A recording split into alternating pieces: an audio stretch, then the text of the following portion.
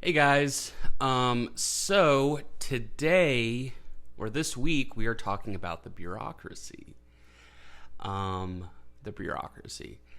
I can't guarantee you this is going to be the most interesting topic, but it is an important topic. So, without further ado, let's get into it.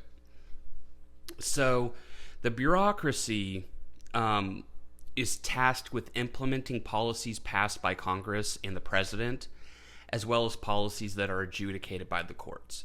So essentially, what this means is that they are the implementation end of the law process. Um, Spoiler alert, all bureaucracy is part of the executive branch, essentially, because, again, Congress passes laws, the Supreme Court interprets laws, makes sure they're constitutional, and the executive branch executes the laws. So the bureaucracy are the people or the organizations of people, of agencies that are required in order to carry out whatever laws are passed by Congress. Make sense? So these people are unelected, but their job is to work for the government to carry out the laws. So this was set up as a means of coordinating different parts of government that work together to provide services. The idea of the bureaucracy is that it employs specialists and provides resources and tools. This is based on the merit system, which requires that appointees to positions in public bureaucracies be objectively qualified. This comes from the Civil Service Act of 1883. So before this, and really, quick history lesson, bureaucracies were invented or conceptualized as a means to rationalize and make administration more objective, less, what's the word? Less reliant on political appointments, on the spoil system, on nepotism. So essentially, in the old days, people in power would just appoint their buddies, and that still happens today. Political appointees still happen, but the point of the bureaucracy is not to just put in your favorite people, but to put in people that are actually qualified. So, like the bureaucracy includes, specialists of every stripe. I don't know what agency manages detects earthquakes and earth movements. I really don't know the agency for that, but this is the example that just came to my mind.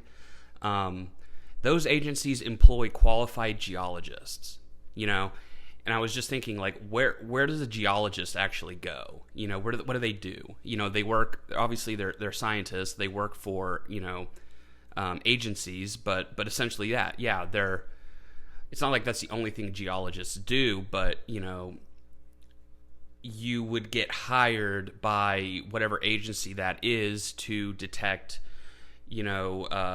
fault movements or whatever. These aren't just people that are just dropped in this is my friend's son, let's give him a job. That is not supposed to happen. And the Civil Service Act of 1883 made it so that that type of stuff is not cool. Now, the highest level bureaucrats, those are political appointees, but the rank and file people that are actually just doing the job, doing the 9 to 5, those people are just normal, qualified employees. They're just hired the way you normally would. You just have to be qualified for the job. So what do bureaucrats do? Obviously, they implement the laws, they execute the laws, but they also make rules and enforce laws.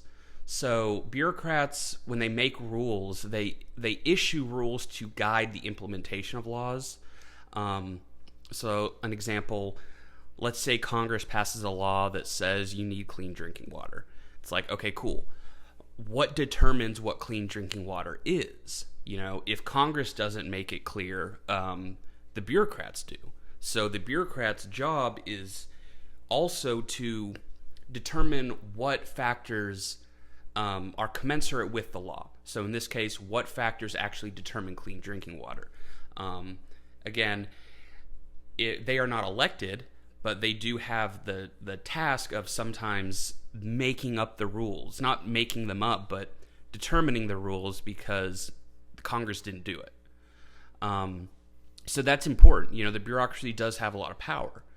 Also, they can enforce laws, which means they have some, power to come down on rule breakers. So an example would be the EPA, the Environmental Protection Agency, held Volkswagen accountable for falsifying its vehicles' emission levels in 2015. So essentially what happened there is that Volkswagen was putting in some computer chip to make it appear that the emission levels in the testing process weren't as bad as they were, and they were within the acceptable level. But it really wasn't the case. And once that car went on the road, that chip turned off and it just went back to normal, and those emission levels were too high for the standard. So the EPA found out about this and fined them a bunch of money, made them recall the vehicles, and made them compensate the owners. So the bureaucracy does, in some instances, really have power to enforce laws and to penalize wrongdoers in some way. So how are bureaucracies organized? There are 4 different types of bureaucracies we're going to be talking about. The main one are the cabinet departments. So last week we talked about the presidency, and we talked that the president has a cabinet as well as a staff. So the biggest bureaucracies are the 15 head departments, which form the cabinet. There's a list of them online, but these include the Department of State, the Department of Treasury, the Department of Defense, Justice Department, Department of Agriculture, Commerce, etc. These are the top dogs, and they are a part of the presidential cabinet. They have access to the president, or rather the president has access to them. They're working in close relationship with each other because they are integral to faithfully executing the laws, which again is their foremost task. So the way or the titles for these people in the cabinet are called the secretaries. The secretary is the head of the agency. So when somebody says the Secretary of State, everybody knows that's a term. What that means is that they are the secretary, which is the head person of the State Department. Secretary of State. So you have the secretaries. Under them, you have the deputy secretary. And under them, you have the undersecretary. So that's 1, 2, 3 in the rank. And then after that, everybody else is called a bureaucrat. Everyone is a bureaucrat, even the Secretary of State, but their title is secretary. So that's the first category. They are the big ones. They are the main ones because they are in the closest proximity with the president, because in fact they are in the president's cabinet. The second type is called an independent agency. They are set up by Congress outside the department structure. They are not part of the cabinet, but the president still appoints and directs the heads of these agencies. So 2 examples is the National Aeronautics and Space Administration, which is NASA, and another one is the CIA. So I would have thought the CIA would have been in the cabinet. It is not. It's still very important, clearly. NASA is clearly important, but it makes sense that it would be an independent agency. NASA, back during the Obama administration, there was a time where NASA just didn't really have a whole lot of funding. They weren't really doing anything, So the importance of NASA does kind of shift over time based on the priorities of whatever administration is in office.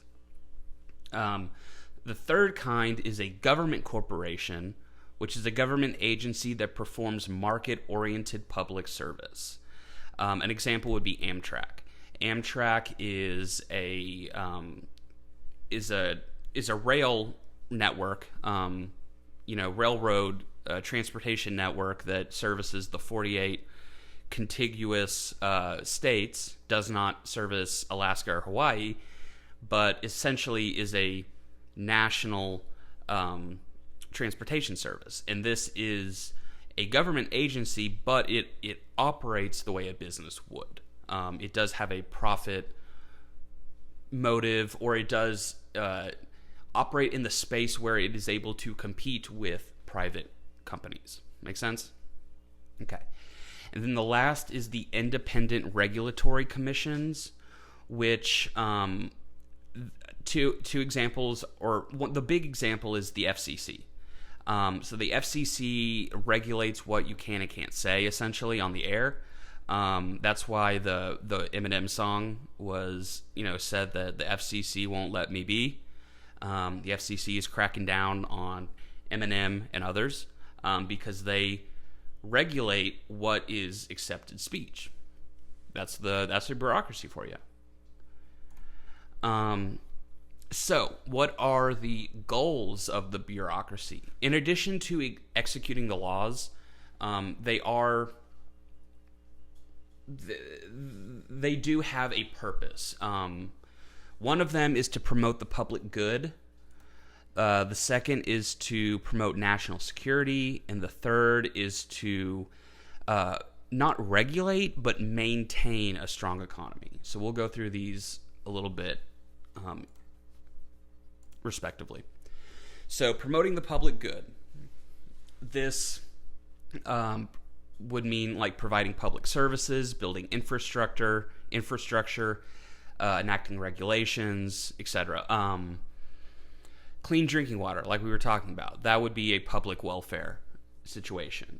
So some examples of these kinds of agencies would be the Department of Health and Human Services, Veterans Affairs, that's the VA, Department of Labor, Housing and Urban Development, anything that is helping the public good. EPA is another one because everybody benefits from, a clean environment. The next kind is national security. So the two big ones are the Department of State and the Department of Defense.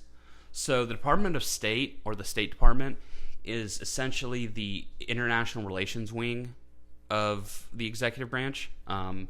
They deal with diplomacy, they deal with ambassadors, they deal with communicating with other nations, they deal with the foreign service, which goes and provides outreach to different groups of people, different countries, humanitarian aid, things like that. So the diplomatic side of international relations. The Defense Department, or the DoD, is the military wing of the international relations, or the national security structure. So the Department of Defense is where the military is, the military falls under the Department of Defense. So technically every Army member works for the DoD, or any military officer works for the DoD.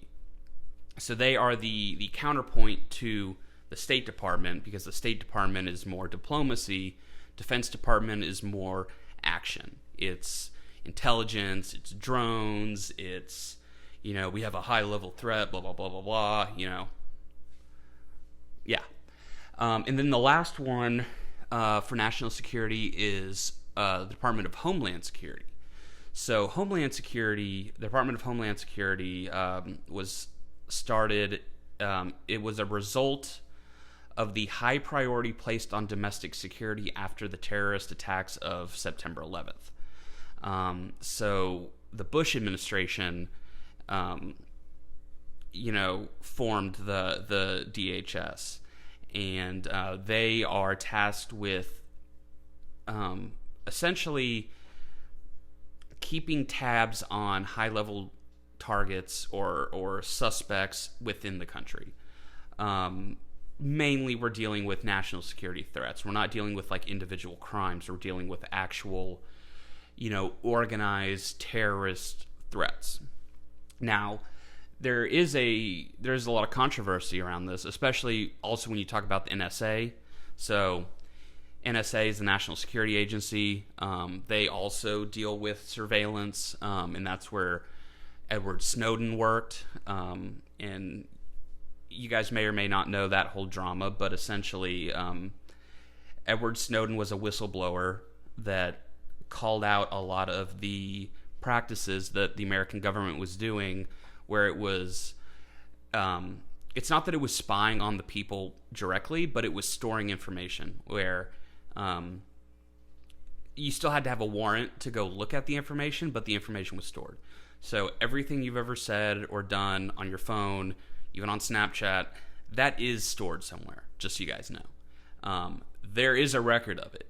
It's just that nobody actually cares to go look at your stuff unless you are actually, under investigation. So, as a side note, always be aware that the stuff that you're posting online or the stuff that you're saying, even in an email or in a text or in a phone call or a Snapchat, that does end up somewhere. So, tread lightly, I guess, or just be responsible.